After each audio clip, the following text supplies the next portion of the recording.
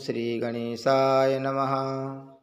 वागर्थाविव सम्पृक्तौ वागर्थप्रतिपत्तये जगतः पितरौ वन्दे पार्वती परमेश्वरौ। श्रीमद्भागवत महापुराण 12 स्कंध 7वां अध्याय अथर्ववेद की शाखाएं और पुराणों के लक्षण। ओम नमो भगवते वासुदेवाय। सूत उवाच अथर्ववित् सुमन्तुश्च शिष्यमध्यापयत् स्वकां संहितां सोऽपि पथ्याय वेददर्शाय चोक्तवान्। शौक्लाय निर्ब्रह्मबलिर्मोदोऽसः पिप्पलायनिः वेददर्शस्य शिष्यास्ते पथ्यशिष्यानथो शृणु। सूत जी कहते हैं, शौनकादि ऋषियों, मैं कह चुका हूँ कि अथर्ववेद के ज्ञाता सुमंतु मुनि थे। उन्होंने अपनी संहिता अपने प्रिय शिष्य कबंध को पढ़ाई। कबंध ने उस संहिता के 2 भाग करके पथ्य और वेद दर्श को उसका अध्ययन कराया। वेद दर्श के 4 शिष्य हुए, शौल्कायनि, ब्रह्मबलि, मोदोस और पिप्पलायनि। अब पथ्य के शिष्यों के नाम सुनो। शौनक जी, पथ्य के 3 शिष्य थे, कुमुद, सुनक और अथर्ववेत्ता जाजलि। अंगिरा गोत्रोत्पन्न सुनक के 2 शिष्य थे, बभ्रु और सैंधवायन। उन लोगों ने 2 संहिताओं का अध्ययन किया। अथर्ववेद के आचार्यों में इनके अतिरिक्त सैंधवायनादि के शिष्य सावर्ण्य आदि तथा नक्षत्र कल्प, शांति, कश्यप, आंगिरस आदि कई विद्वान और भी हुए।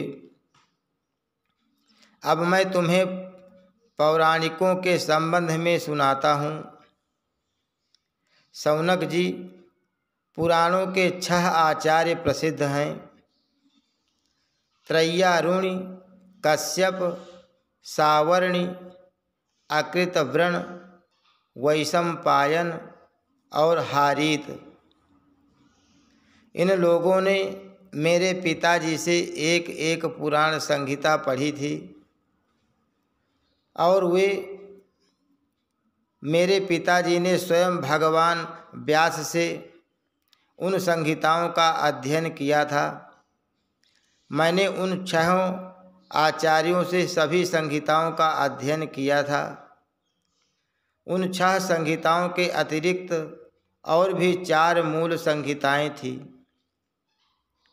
उन्हें भी कश्यप, सावर्णि, परशुराम जी के शिष्य अकृतव्रण और उन सब के साथ मैंने व्यास जी के शिष्य श्री रोमहर्षण जी से, जो मेरे पिता थे, अध्ययन किया था। शौनक जी, महर्षियों ने वेद और शास्त्रों के अनुसार पुराणों के लक्षण बतलाए हैं। अब तुम स्वस्थ होकर सावधानी से उनका वर्णन सुनो। शौनक जी, पुराणों के पारदर्शी विद्वान बतलाते हैं कि पुराणों के 10 लक्षण हैं। विश्वसर्ग, विसर्ग, वृत्ति, रक्षा, मनवंतर, वंश, वंशानुचरित, संस्था अर्थात प्रलय, हेतु, ऊति और अपाश्रय। कोई कोई आचार्य पुराणों के 5 ही लक्षण मानते हैं। दोनों ही बातें ठीक हैं, क्योंकि महापुराणों में 10 लक्षण होते हैं और छोटे पुराणों में 5। विस्तार करके 10 बतलाते हैं और संक्षेप करके 5। अब इनके लक्षण सुनो। जब मूल प्रकृति में लीन गुण क्षुब्ध होते हैं तब महत तत्व की उत्पत्ति होती है। महत तत्व से तामस, राजस और वैकारिक सात्विक 3 प्रकार के अहंकार बनते हैं। त्रिविध अहंकार से ही पंच तन्मात्रा, इंद्रिय और विषयों की उत्पत्ति होती है।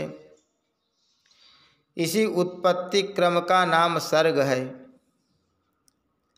परमेश्वर के अनुग्रह से सृष्टि का सामर्थ्य प्राप्त करके महत तत्व आदि पूर्व कर्मों के अनुसार अच्छी और बुरी वासनाओं की प्रधानता से जो यह चराचर शरीरात्मक जीव की उपाधि की सृष्टि करते हैं, एक बीज से दूसरे बीज के समान इसी को विसर्ग कहते हैं। चर प्राणियों की अचर पदार्थ वृत्ति अर्थात जीवन निर्वाह की सामग्री है। चर प्राणियों के दुग्ध आदि भी इनमें से मनुष्यों ने कुछ तो स्वभाववश कामना के अनुसार निश्चित कर ली हैं और कुछ ने शास्त्र के आज्ञानुसार। भगवान युग युग में पशु पक्षी मनुष्य ऋषि देवता आदि के रूप में अवतार ग्रहण करके अनेक लीलाएं करते हैं। इन्हीं अवतारों में वे वेद धर्म के विरोधियों का संहार भी करते हैं। उनकी यह अवतार लीला विश्व की रक्षा के लिए ही होती है, इसीलिए उसका नाम रक्षा है।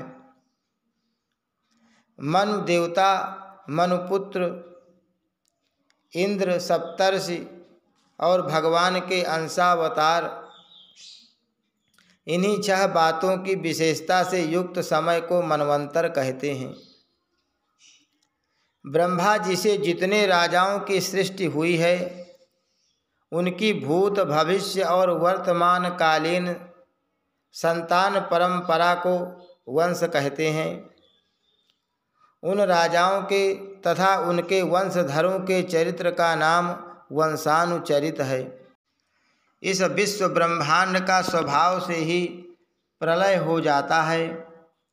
उसके 4 भेद हैं, नैमित्तिक, प्राकृतिक, नित्य और आत्यंतिक। तत्वज्ञ विद्वानों ने इन्हीं को संस्था कहा है। पुराणों के लक्षण में हेतु नाम से जिसका व्यवहार होता है वह जीव ही है, क्योंकि वास्तव में वही सर्ग विसर्ग आदि का हेतु है और अविद्यावश अनेक प्रकार के कर्म कलाप से उलझ गया है। जो लोग उसे चैतन्य प्रधान की दृष्टि से देखते हैं वे उसे अनुसयी अर्थात प्रकृति में शयन करने वाला कहते हैं, और जो उपाधि की दृष्टि से कहते हैं वे उसे अव्याकृत अर्थात प्रकृति रूप कहते हैं। जीव की वृत्तियों के 3 विभाग हैं, जागृत, स्वप्न और सुषुप्ति। जो इन अवस्थाओं में इनके अभिमानी विश्व, तेजस और प्राज्ञ के मायामय रूपों में प्रतीत होता है और इन अवस्थाओं से परे तुरीय तत्व के रूप में भी लक्षित होता है, वही ब्रह्म है। उसी को यहाँ अपाश्रय शब्द से कहा गया है। नाम विशेष और रूप विशेष से युक्त पदार्थों पर विचार करें तो वे सत्ता मात्र वस्तु के रूप में सिद्ध होते हैं। उनकी विशेषताएं लुप्त हो जाती हैं। असल में वह सत्ता ही उन विशेषताओं के रूप में प्रतीत भी हो रही है और उनसे पृथक भी है। ठीक इसी न्याय से शरीर, और विश्व ब्रह्मांड की उत्पत्ति से लेकर मृत्यु और महाप्रलय पर्यंत जितनी भी विशेष अवस्थाएं हैं, उनके रूप में परम सत्य स्वरूप ब्रह्म ही प्रतीत हो रहा है और वह उनसे सर्वथा पृथक भी है। यही वाक्य भेद से अधिष्ठान और साक्षी के रूप में ब्रह्म ही पुराणोक्त आश्रय तत्व है। जब चित्त स्वयं आत्म विचार अथवा योगाभ्यास के द्वारा सत्वगुण, रजोगुण, तमोगुण संबंधी व्यावहारिक वृत्तियों और जागृत स्वप्न आदि स्वाभाविक वृत्तियों का त्याग करके उपराम हो जाता है, तब शांति वृत्ति में तत्त्वमसि आदि महावाक्यों के द्वारा आत्मज्ञान का उदय होता है। उस समय आत्मवेत्ता पुरुष अविद्या जनित कर्म वासना और कर्म प्रवृत्ति से निवृत्त हो जाता है। शौनकादि ऋषियों, पुरातत्ववेत्ता, ऐतिहासिक विद्वानों ने इन्हीं लक्षणों के द्वारा पुराणों की यह पहचान बतलाई है। ऐसे लक्षणों से युक्त छोटे बड़े 18 पुराण हैं। उनके नाम ये हैं: ब्रह्म पुराण, पद्म पुराण, विष्णु पुराण, शिव पुराण, लिंग पुराण, गरुड़ पुराण, नारद पुराण, भागवत पुराण, अग्नि पुराण, स्कंद पुराण, भविष्य पुराण, ब्रह्मवैवर्त पुराण, मार्कंडेय पुराण, वामन पुराण, वराह पुराण, मत्स्य पुराण, कूर्म पुराण और ब्रह्मांड पुराण, यह 18 हैं। शौनक जी, व्यास जी की शिष्य परंपरा ने जिस प्रकार वेद संहिता और पुराण संहिताओं का अध्ययन, अध्यापन, विभाजन आदि किया, वह मैंने तुम्हें सुना दिया। यह प्रसंग सुनने और पढ़ने वालों के ब्रह्म तेज की अभिवृद्धि करता है। हरि शरणम। श्री कृष्णार्पणमस्तु।